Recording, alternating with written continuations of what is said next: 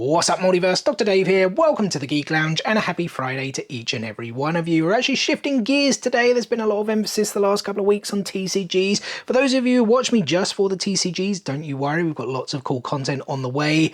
But I really need to catch up with my Funko Pop parcels. I've been neglecting them the last couple of weeks and we've got about 15 plus to check out. So we're going to kick things off with some Harry Potter. I picked up the Funko Shop exclusive Ravenclaw and Hufflepuff pop covers. And I was so glad I waited for the restocks on these. I did actually manage to get the Gryffindor one when it first released. I want to say early 2023. But the rest I missed and they sold out super quick on Funko Europe, yet they were easily available on Funko US and Pop Culture in Australia.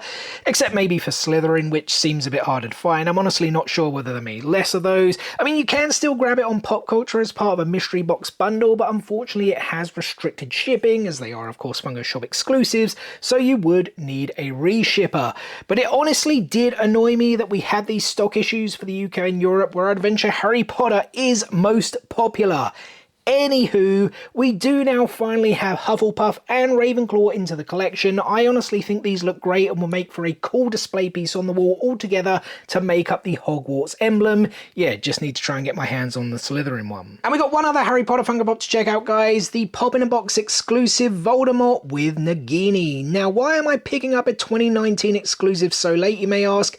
Well, guys, Ralph Fiennes has been confirmed for Comic-Con Liverpool. I honestly wasn't going to go on account that I have a pretty big trip in Japan next year, which some of you guys may know about. Probably all of you know about because I never stop going on about it and I'm trying to save for that amongst other things.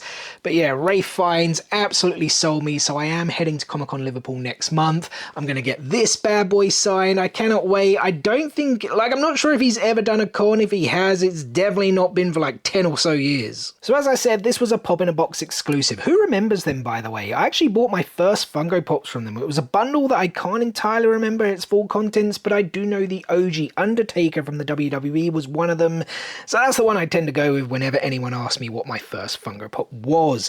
And now here we are with number, I want to say 2,000 something, pushing 3,000 pops. I know, crazy habit, but I really like this Voldemort. Incorporating Nagini coiled around his shoulders certainly adds to the boring wizard robes, and the tail then gives extra stability at the bottom. He's got his wand, hand by the side as if he's like offering something. I mean, it probably is from a specific scene, it's just not coming to me right now. And yeah, the head sculpt is great. He looks creepy AF. I honestly can't wait to meet Ralph Fiennes and get this bad boy signed. Next, we've got a small Star Wars bundle that I picked up for a really great price. Amongst them was some Rebels pops, and this one really caught my attention, the Grand Inquisitor. Now, I have slowly been collecting the Rebels ones, getting some of the older ones as well as some of the newer ones, and I would have grabbed this eventually, but I decided to pull the trigger now because Jason Isaacs is also going to be at Comic-Con Liverpool, and he did, of course, voice the Grand Inquisitor in Rebels. He did also voice Admiral Zhao in Avatar The Last Airbender, and of course played Lucius Malfoy in Harry Potter, so yeah, I may have a triple signing on my hands. As for the pop itself, I think it's a really cool one. It does have the Star Wars base, however, being a 2016 release, you can actually detach, unlike the more recent releases. Well, I say recent releases, they've been stuck on for quite a while now. Honestly, don't know when Funko made that change with the Star Wars line. His grey and black Inquisitor outfit looks sleek and pristine, the Inquisitor lightsaber looks great, and check those menacing yellow eyes with the black rings, those red face markings on that pale line skin. Yeah, I gotta say, as much as I did enjoy the Kenobi series, they did mess up on the live action Inquisitor, but hey, it changes nothing with Rebels. We can still enjoy that and enjoy this pop too, more so when I get it signed. Inside that bundle was also the fifth brother and the seventh sister. Likewise, being 2016 releases, these do also detach from the bases, though I suspect the seventh sister would not stand without it. Again, I think these look great. The Sith Inquisitor lightsaber was such a cool addition to the Star Wars universe. The outfits are that sleek and pristine Imperial look as you'd expect, and the head sculpts again look great. The menacing yellow eyes and light skin and markings for the sister with her helmet, and the brother with that grey skin, greyish blue eyes, and that metal headpiece helmet thingy. I was never sure exactly what it was. And I have to say, I don't think the fifth brother looked too bad in the Kenobi series, to be honest, though seventh sister was still awaiting a live action debut if we are ever going to get one.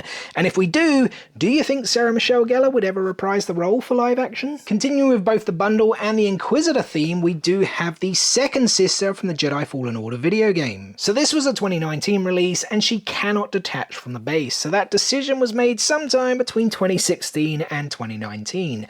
I've actually wanted to add this one to the collection for a while. I've only got Cal, but do have it signed by Cameron Monaghan, which is pretty cool, and that is the optimal word to describe this figure with that bellowing cloak. I mean, I've always loved the red and black color scheme too. These colors complement each other so well, and I mean, look at that helmet. It looks so badass. I do notice though, she only has the double-bladed lightsaber, like a traditional one, as opposed to the Inquisitor one. Is that a mistake, or did she wield like a traditional double-bladed saber at one point?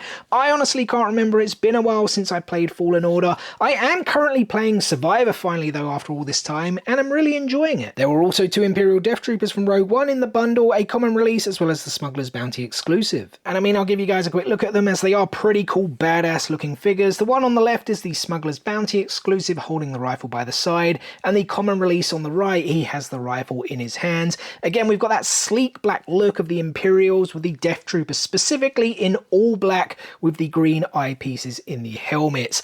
I love Rogue One and do actually have that 8-pack, so maybe I should look at trying to get some of the other characters for the collection. And I'll quickly show you guys the last figure of the bundle, but we won't take it out of the box. It's just the common release of the Mandalorian. I've shown it off on the channel before, and I think I may own it 3 times over now. We do, however, have one more Star Wars Funko Pop to check out that wasn't part of that bundle. I grabbed the Funko Shop exclusive Phase 1 Clone Trooper from the recent restock. And it also happened to restock during that sale they had. I think I got like £4 something off the retail price of 16, which is pretty cool. This particular variant is from the Ahsoka TV series when we see them in the flashbacks during the early days of the Clone Wars. The armor looks a little too clean for my liking, especially as some of the blue accents on the helmet are weathered and battle damaged, but overall the figure is pretty cool. Not sure why it wasn't named the 501st Clone Trooper Phase 1, as we do have the Phase 2 variant as well that was named 501st, but even stranger, that is in the Mandalorian line, which makes no sense at all. Either way, I definitely want to pick that one up. Here in the UK, it's actually exclusive to Grey Wizard Toys, and they ship their exclusives with their own sticker. I honestly wish more UK suppliers would do this. And the next few bots we got to show off, I grabbed from an online store here in the UK called Pops for Sale. The website is popsforsale.co.uk. I'll be sure to leave a link in the description below. If you are based in the UK like me, I highly recommend you check them out. They have new stuff, you know, new stuff for pre-order, but they also have a whole bunch of pre-love stuff. Now, they will mention when things are damaged, and they take multiple pictures of the damages so you guys can make a decision whether you want to buy the pop for that price. And throughout September, they had a sale for 25% off all in-stock items, so I actually grabbed 3 Funko Pops, the first of which is this 2018 Summer Convention exclusive flocked Gus from Saga. Or is it Goose? I've never actually been 100% sure on the pronunciation. Either way, really happy to have this in the collection. It finally complete. Actually, you know what? That is a lie. I was about to say it finally completes the Saga collection, but there are a few variants of the characters I don't have. But I at least now have one of each character. Saga, if you didn't know, widely considered one of the greatest comic book series of all time. It's been described as like Star Wars meets Game of Thrones, which I would concur. But gonna be honest, I am way behind on the series. Like, I think I probably only read the first 20 to 30 issues before it then went on a 3.5-year hiatus between 2018 and 2022. I think it finished on like chapter 54, and then it's now sort of come back, and there have been like chapters steadily releasing here and there. Yeah, I really need to go back and read it. Like, it was so awesome. I thoroughly enjoyed it. And yeah, Gus, or Goose here, is a seal man, cattle rancher, I guess. Like, he herds cattle that resembles walruses, and he has this axe to protect himself and his cattle. I don't remember the pajamas per se, but they could have been in an issue I hadn't read. It's also cool that the whole figure, apart from the axe of course, is flocked. I thought it might just be his furry little head, but the pajamas are flocked too. Next then we have Spider-Gwen from Spider-Man Into the Spider-Verse. And if you've been watching me for a while, you'll know that I'm a pretty darn big Spider-Man fan. He's always been my favourite Marvel character alongside the Punisher, and I absolutely freaking love what they've done with the Spider-Verse movies. I'm just gutted the final movie was delayed, and some are even saying it may not release now till 2026. I hope not. But I am trying to build up my own Spider-Verse collection in Funko form, as well as collecting the Spider-Verse pops in general, and I'm happy to have added the unmasked Spider-Gwen here to the collection. In fact, did she actually have a mask variant for Into? I know she did with a cross, I just can't remember if Into had one. Regardless, the outfit and pose look really cool, the base allowing her to kind of almost like have this draw a line in the sand type thing. Was that in the movie? It's been a long time since I watched Into. I watched the cross maybe just a year or so ago. Well, actually, it was when it came out, what am I saying? But yeah, Into, it's been quite a few years since I did watch it. But that's what it looks like to me. You know, I would love to get this signed one day too. I have a Miles signed by Shamik Moore, but yeah, Haley Steinfeld, I would envisage, is a lot more busy, but hopefully one day. Right then, I think everything else from here on out is anime. Yes, it is indeed. Next up then, also from Pops for sale, we have the Chase Himawari from Boruto. And I think with that discount, I got this one for around 20 quid, which isn't too bad, though it wasn't an exclusive, so the Chase not particularly hard to come by. Now, I'm going to be honest here too. I mean, if you guys watch me open up Naruto Kai cards, I said it over the past 2 or so years that I had still yet to watch Boruto. Yeah, that is still the case. I mean, it's just not so easily available here in the UK. Well, the sub version is, and I have nothing against sub, it's just I watched all of Naruto in dub, so I'd like to do the same with Boruto. And, you know, paying for all these subscription services, last thing I want to do is go out and buy all the Blu-rays, etc, etc.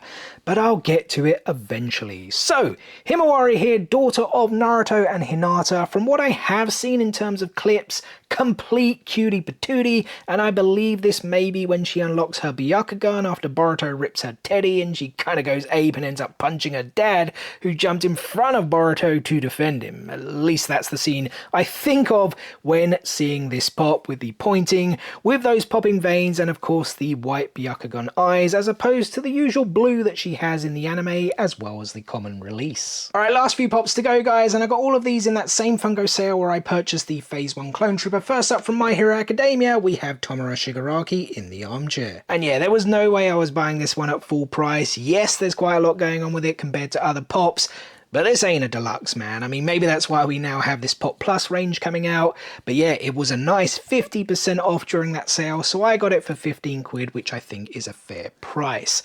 So here we have Shigaraki then, after his transformation, after his defeat of Redestro, where he is announced as the new leader of the Meta Liberation Army. He sits in this armchair with the walking cane next to it, left foot in a cast. He looks rather dapper, I have to say, in that suit. I also love how they've done the cloak draping underneath. Yeah, I think it is a really cool pop, just not worth that £30 price point in my opinion. Though, you know what, it could have looked even cooler if they had him at the point where he lowers the hand and we see the bandages and that one red eye. That could have looked sick. Alright, we've got 2 more Funko Pops to go. They're both from Jujutsu Kaisen, both of Yuji Itadori. You know what, let's do this one first. The Funko Shop exclusive. I'm going to call it Paint Fight. And in fact, let me just show you guys something else real quick. So if you watch my TCG videos, you probably would have seen me open up these Jujutsu Kaisen Kaiju cards before. And one of the big hits in the sets are these connecting MR cards, which feature the Paint Fight. And Jujutsu Kaisen is actually spelled out behind the characters. And I thought it would make a really cool display piece having the Funko Pops in behind. Though I do have to say, I don't think these sold overly well. I mean, they're still readily available despite all being exclusives, and for whatever reason they gave the Fushiguro a glow-in-the-dark chase variant, which is just weird. Therefore, I doubt we'll get a Maki and Toga, so I can have all the characters repped with those connecting cards, but the 4 mains will certainly suffice, and I actually do think they look cool. Yes, this is like the 4 millionth release of Itadori, but at least this one is significantly different. Okay, it's the same head mold, but it's splashed with the orange paint. I love how they've done the paint flowing behind. Obviously the pieces are connected to the back of his head, but from the front it looks like a paint slash, right? Like this kind of sword, but it's paint, if you get my drift. He's got the bucket there on his left foot, and just all this paint around the base. I honestly do like it. I think the Itadori is the best of the 4, but I'll definitely be grabbing those other 3 at some point. Alrighty guys, we have reached the final pop of the day. It is a pop moment. Yuji Itadori with the cursed doll. And similar to the Shigaraki figure, this isn't something that I would have picked up for retail. Don't get me wrong, I think it is a decent looking moment.